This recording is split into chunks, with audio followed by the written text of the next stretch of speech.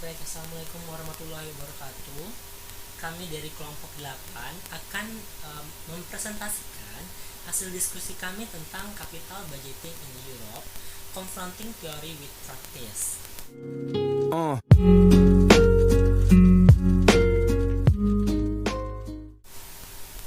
Oke, yang beranggotakan saya sendiri, Ramadatul Ilham, ada Abdi Putra, ada Nur Muhammad Aziz Subagio, dan ada Farid Ananda Diratama. Oke, topik discussion pada pagi hari ini ada beberapa. Yang pertama ada introduction, yang kedua literature review, yang ketiga research method, yang keempat main result, yang kelima managerial implication, yang keenam itu ada conclusion, yang ketujuh closing, serta yang kedelapan nanti review oleh dosen kita. Oke, yang pertama kita masuk dengan introduction. Penganggaran modal memiliki peranan penting dalam strategi manajemen keuangan di setiap perusahaan. Penganggaran modal adalah proses mengevaluasi dan memilih investasi jangka panjang yang konsisten dengan tujuan bisnis untuk memaksimalkan kekayaan pemilik atau kekayaan perusahaan. Keputusan ini mengharuskan suatu perusahaan mendefinisikan semua langkah-langkah yang diperlukan untuk memastikan bahwa kriteria pengambilan keputusan mendukung strategi bisnis. Oleh karena itu, makalah ini didasarkan pada survei terhadap perusahaan di 3 negara yang berbeda di Uni Eropa, membahas tentang bagaimana mereka melakukan praktek-praktek penganggaran modal. Serta penelitian ini mengikuti survei peneliti sebelumnya di seluruh dunia, seperti Kester pada tahun 1999, ada Kester Enchong pada tahun 2001, Sandal and Jogren tahun 2003, Brijal dan Liorenta Quesada tahun 2008, Benauna tahun 2010, dan Hartwig tahun 2012. Makalah ini disusun untuk menyajikan tinjauan literatur tentang teknik penganggaran modal, menyajikan metodologi penelitian dan tujuan, menyajikan hasil utama dari penelitian, menyajikan implikasi manajerial, serta menyajikan kesimpulan dari hasil penelitian dan arah peneliti masa depan. Oke, selanjutnya kita masuk ke literatur review. Yang pertama, penelitian pada tahun 1997 yang dilakukan oleh Block. Penelitian ini berfokus pada teknik penganggaran modal yang digunakan di perusahaan-perusahaan kecil yang ada 232 sampel. Penelitian ini mengungkapkan bahwa metode payback adalah metode yang lebih disukai dari 42,7% perusahaan yang diteliti. Oke, penelitian pada tahun 1998 yang dilakukan oleh Hatfield. Penelitian ini menyelidiki pentingnya PP, ARR, IRR, dan teknik penganggaran modal NPV pada kinerja dan nilai tindakan perusahaan. Penelitian ini juga menekankan bahwa perusahaan yang dianalisis di setiap proyek memiliki harga saham yang lebih tinggi dari rata-rata dibandingkan dengan perusahaan yang memiliki harga saham yang relatif rendah. Hasil kedua penelitian ini adalah teknik NPV tidak memaksimalkan nilai bisnis. Hasil penelitian menunjukkan bahwa perusahaan seharusnya tidak hanya menggunakan satu teknik penganggaran modal saja, tetapi juga berlaku setidaknya 2 atau 3 metode ketika mengevaluasi sebuah proyek. Oke, yang ketiga itu penelitian yang dilakukan oleh Graham dan Harvey pada tahun 2001. Penelitian ini melakukan survei ke 392 chief financial officer, membahas tentang biaya modal, penganggaran modal, dan struktur modal. Hasilnya mengungkapkan bahwa perusahaan besar sangat bergantung pada teknik present value dan capital asset pricing model, sementara perusahaan kecil relatif cenderung menggunakan teknik payback. Graham dan Harvey juga menemukan bahwa IRR, NPV adalah teknik penganggaran modal yang sering digunakan. Teknik lain seperti payback kurang populer, tetapi masih banyak dipakai di beberapa perusahaan. Oke, selanjutnya itu penelitian pada tahun 2004 yang dilakukan oleh Brownen. yang melakukan survei sebanyak 313 sampel atau 313 chief financial officer di 4 negara Eropa, yaitu Inggris, Belanda, Jerman, dan Prancis. Metode penelitian ini tentang penganggaran modal, biaya modal, struktur modal, dan tata kelola perusahaan. Hasil penelitian ini menunjukkan bahwa perusahaan-perusahaan besar sering menggunakan teknik present value dan capital asset pricing model ketika menilai kelayakan peluang investasi, dan beberapa perusahaan kecil masih menggunakan teknik payback. Itulah literatur review. Selanjutnya literatur review selanjutnya yang akan dibahas oleh Farid. Kepada Farid kita persilahkan. Nah, pada bagian saya ini saya akan membahas tentang literature review. Yang mana yang pertama adalah pada tahun 2008, Truong et al. Yaitu menemukan bahwa NPV, IRR, dan pengembalian adalah teknik evaluasi yang paling populer. Nah, pada tahun 2010, Benenouna yaitu mayoritas memilih NPV, IRR. Nah, dan pada tahun 2012, pada perusahaan besar tampaknya lebih sering menggunakan metode penganggaran modal daripada perusahaan kecil. Nah, dibandingkan dengan perusahaan AS dan Eropa, perusahaan yang terdaftar di Swedia lebih jarang menggunakan metode penganggaran modal. Nah, dan masih tahun 2012, Endor et al. Menemukan bahwa praktik penganggaran modal di negara-negara CEE paling dipengaruhi oleh ukuran perusahaan, budaya multinasional, tujuan perusahaan, kode etik, dan pada tingkat lebih rendah, kepemilikan eksekutif, jumlah proyek yang dianalisis, dan leverage target. Nah, dan pada yang terakhir, pada tahun 2014, itu Rossi menunjukkan bahwa PP diikuti oleh DNPV adalah metode yang paling banyak digunakan. Nah, untuk yang selanjutnya, research method. Nah, atau metode penelitian. Nah, tujuan uji coba ini adalah untuk memeriksa relevansi pertanyaan sebelum wawancara. Nah, pendekatan deskriptif diadopsi untuk temuan penelitian. Ini ditambah dengan uji chi-squared yang digunakan untuk mengukur hubungan antara variabel. Analisis kuantitatif data yang diperoleh dilakukan dengan menggunakan perangkat lunak SPSS. Nah, masalah kualitatif yang diangkat selama penelitian digabungkan untuk menjelaskan asosiasi dan hubungan lain yang disarankan oleh temuan penelitian. Dari 110 wawancara yang ditargetkan, 43 wawancara yang berhasil dilakukan, yaitu memberikan tingkat respon sekitar 39% dari keseluruhan wawancara yang ditargetkan. Baiklah, saya akan menjelaskan mengenai hasil utama dari penelitian yang dilaksanakan di artikel ini. Untuk diketahui, penelitian di artikel ini dilaksanakan atas 43 perusahaan di Eropa, yang mana 75%-nya adalah UMKM dan 25%-nya adalah perusahaan besar. Dari kesemua perusahaan itu, sebanyak 23 perusahaan berasal dari perusahaan jasa, kemudian sebanyak 8 perusahaan dari perusahaan retail, dan 12 perusahaan dari perusahaan manufaktur. Dalam capital budgeting teknik employed, metode discounted cash flow sering digunakan untuk memutuskan keputusan. Metode DCF ini terbagi atas dua, yaitu tradisional dan modern. Teknik DCF ini menghitung berdasarkan nilai waktu dari uang. Mengapa teknik DCF telah menjadi teknik yang dominan untuk mengevaluasi keputusan penganggaran modal, terutama di perusahaan besar dan lebih terstruktur? Karena keterbatasannya kemampuan dari manajerial, kurangnya minat untuk menggunakan teknik yang lebih rumit.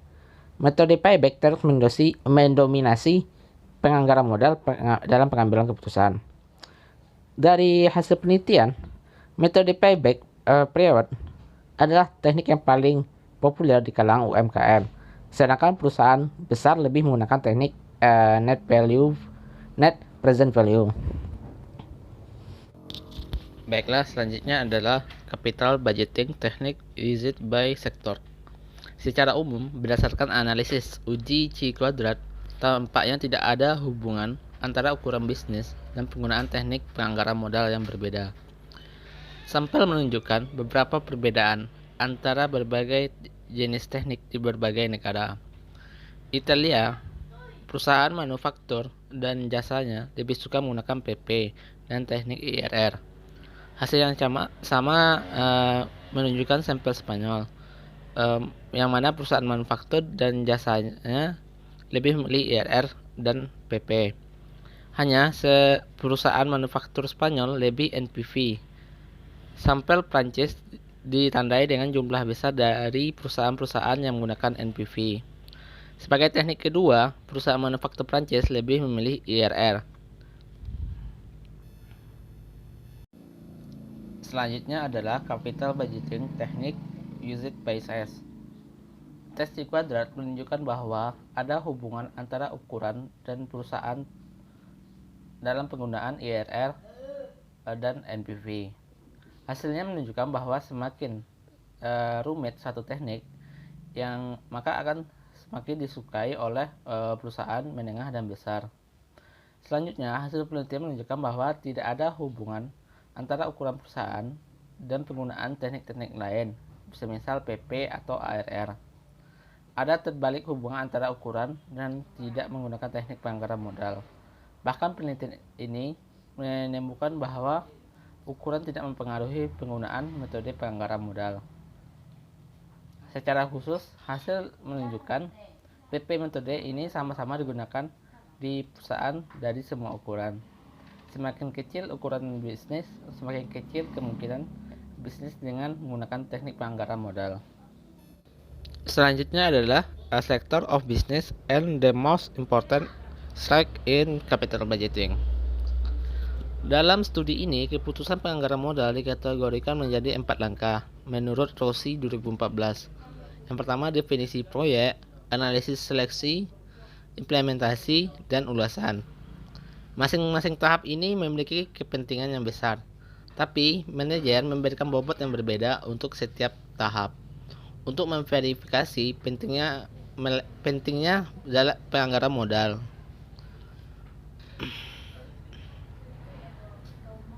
Menurut hasil ini, 51% dari manajer percaya bahwa definisi proyek adalah tahap yang paling penting. Analisis dan seleksi tahap dianggap penting oleh 33% responden.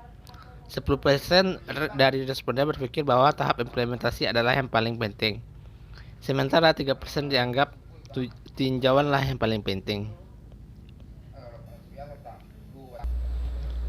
Salah satu hasil dari analisis ini adalah kebutuhan bagi manajer untuk meninjau persepsi mereka dalam setiap langkah atau proses dalam pengambilan keputusan. Hal ini dapat membantu mereka dalam mengidentifikasi kekurangan dalam metode atau dalam proses penganggaran modal secara keseluruhan itu. Realisasi tersebut akan membantu perusahaan membuat keputusan yang baik. Fakta bahwa proses peninjauan tidak dianggap penting bagi semua perusahaan. Disoroti bahwa manajer terus mengikuti penganggaran modal yang sama skemanya. Mereka memiliki kesulitan untuk mempertimbangkan komentar dari proses peninjauan ini. Pendekatan yang mungkin memiliki dampak negatif pada kebijakan manajemen keuangan perusahaan, karena mereka tidak mengubah proses mereka sebelumnya. Selanjutnya adalah the definition of interest rate used in capital budgeting. Keputusan penganggaran modal didasarkan pada tingkat suku bunga, bahkan suku bunga memainkan peran penting dalam keputusan yang kompleks. Dalam penelitian ini, 27,91% responden menggunakan biaya pinjaman bank sebagai dasarnya, sedangkan 16,28% menggunakan rata-rata tertimbang biaya atau BACC, dan 20,93% menggunakan pengalaman masa lalu sebagai dasar untuk menentukan biaya. Selanjutnya adalah capital budgeting decision maker. Dalam keputusan penganggaran modal, pembuat keputusan sangat penting. Perusahaan yang berbeda menggunakan pengambilan keputusan yang berbeda untuk keputusan penganggaran modal. Tabel 8 menunjukkan yang pengambil keputusan bertanggung jawab untuk membuat keputusan penganggaran modal.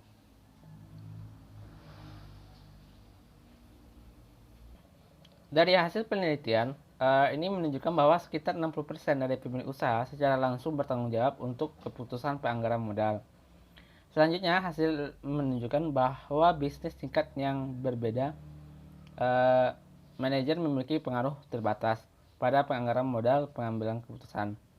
Namun, mereka memiliki memperluas pengaruh dengan peningkatan ukuran bisnis. Akan terlihat bahwa usaha yang memiliki kemungkinan bagian keuangan mereka untuk memiliki pengaruh yang signifikan dalam semua pengambilan keputusan skenario.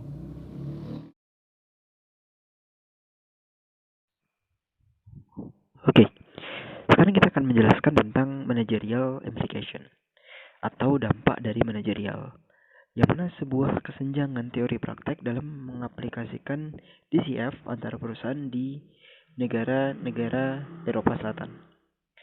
Terlepas dari situ semua, penelitian ini memberikan evaluasi tentang proyek investasi atau pemahaman atau yang bisa kita sebut sebagai pernyataan dari capital budgeting manual atau kebijakan dengan berdasarkan pengetahuan.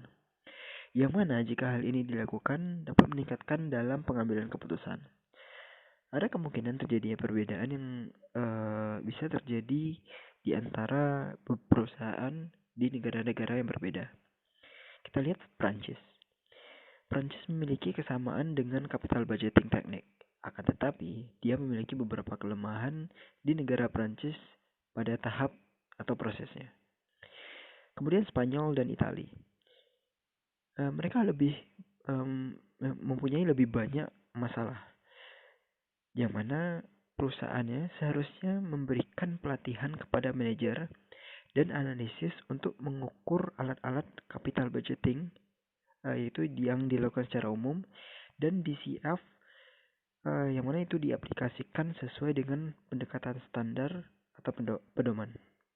Oke, sekarang kita lihat beberapa hal yang perlu ditekankan ketika adanya pelatihan-pelatihan yang dilakukan di sebuah perusahaan. Yang pertama DCF, yang kedua keunggulan NPV over PP and IRR. Yang selanjutnya tarif, diskon tarif, terus ada beban bunga, WACC, staff yang berdedikasi, model standar, terus ada sistem informasi penganggaran, selanjutnya perangkat lunak yang memadai, adanya audit post investment, dan adanya pelatihan tentang kepatuhan.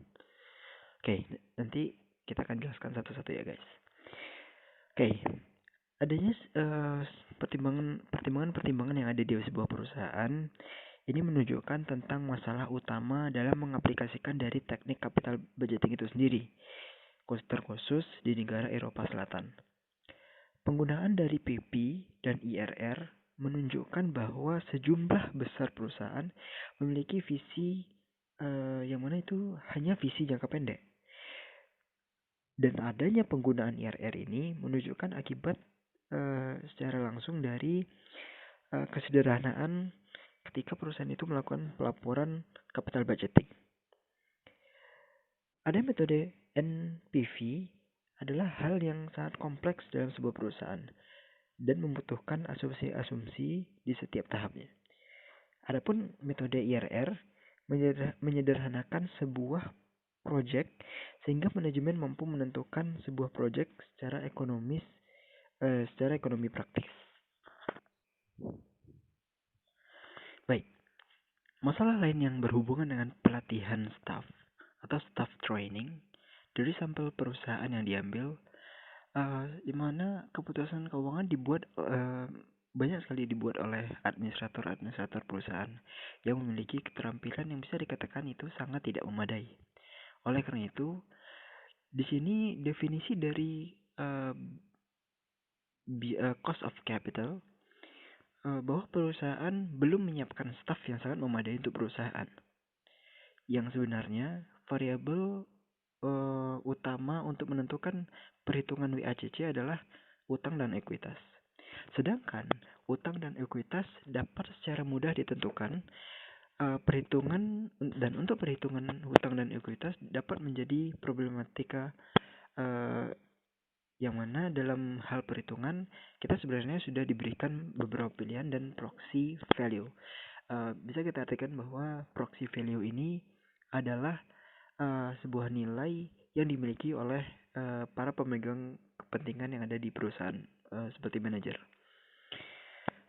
Selanjutnya, adapun masalah yang sebenarnya terjadi dalam sebuah perusahaan adalah kekurangan atau kelemahan dari post investment audit. Ini merupakan kelemahan yang signifikan terjadi. Kenapa? Karena pada dasarnya mereka tidak memiliki persepsi tentang keuntungan dari post investment audit. Padahal jika post investment audit ini dilakukan oleh sebuah perusahaan, maka ini akan menjadi sebuah aspek yang penting bagi perusahaan tersebut yang dapat membantu perusahaan dalam membandingkan hasil aktual dengan hasil perkiraan dan menjelaskan perbedaan yang terjadi. Nah, perusahaan kita sekarang menuju ke Perancis, yang mana banyak sekali perusahaan yang mereka tidak terlalu mempertimbangkan bahwa proses peninjauan adalah hal yang tidak penting. Nah, sikap ini menunjukkan bahwa perusahaan hanya melanjutkan skema capital budgeting yang sama tanpa ada perubahan sedikit pun yang dilakukan oleh manajer-manajer yang selanjutnya atau manajer-manajer generasi selanjutnya. Bahkan mereka sulit untuk menimbang beberapa komen dari proses peninjauan ini sendiri. Mungkin masalah ini diasosiasikan dengan kompleksitas dari proses peninjauan yang membutuhkan sumber daya yang tangguh dalam sebuah perusahaan seperti competence software atau perangkat lunak yang memadai, yang mana ini tidak tersedia di perusahaan-perusahaan yang lebih kecil. Oke, sekarang kita beralih ke pembahasan yang terakhir, yaitu pembahasan tentang kesimpulan. Nah, kesimpulan dapat kita petik dari penelitian ini adalah yang pertama, penelitian ini telah mengungkapkan sifat praktek capital budgeting di beberapa negara Eropa Selatan. Dalam beberapa instance atau kasus, hasilnya adalah bahwa teori ini saling bertentangan. Namun, ada teori yang merupakan teori terpopuler pada penelitian ini, yaitu teori payback, yang mana teori ini masih memiliki beberapa kelemahan. Namun, pada dasarnya tidak ada perbedaan yang menonjol antara perusahaan yang dibandingkan. Hanya Prancis yang memiliki sedikit perbedaan, akan tetapi itu tidak signifikan. Yang kedua, penelitian ini juga menunjukkan the capital budgeting untuk make a decision, yang mana ini merupakan proses yang sangat kompleks. Dalam faktanya, perusahaan atau pemilik bisnis secara langsung bertanggung jawab untuk keputusan capital budgeting. Yang ketiga, adapun perbedaan antara perusahaan yang mana ini dibandingkan perusahaan besar dan perusahaan kecil ketika melakukan analisis praktek keuangan. Hasilnya, perusahaan besar lebih menggunakan teknik yang lebih baik ketika mengevaluasi risiko proyek yang dengan temuan menggunakan NPV kriteria.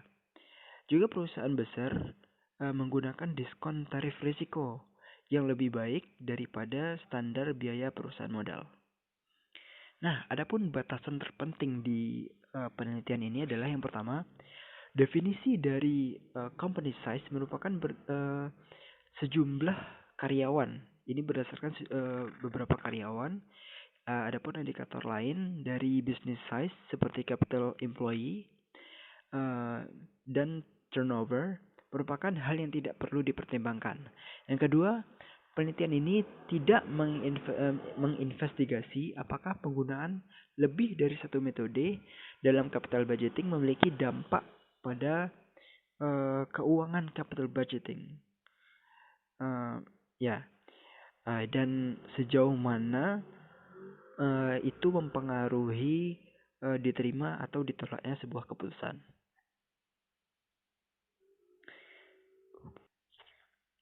Oke, untuk kesimpulan yang terakhir adalah penelitian ini pada dasarnya eksplorasi dan temuan-temuannya jauh dari kata final. Mereka bukan merupakan titik awal atau sebuah dasar untuk sebuah penelitian atau analisa lebih jauh. Alasannya, hasil yang empiris seharusnya diinterpretasikan pada beberapa batasan, yang mana sampel dari perusahaan bersifat acak dan tidak memenuhi kriteria representasi, dan sampel perusahaan tidak mampu memperluas kedua hal, baik itu numerik atau geografis. Oke, mungkin hanya segitu hasil dari presentasi kelompok kami. Kalau ada salah mohon maaf. Semoga bermanfaat apa yang kita ambil dari penelitian ini. Oke. Kami kelompok 8 pamit undur diri. Assalamualaikum warahmatullahi wabarakatuh.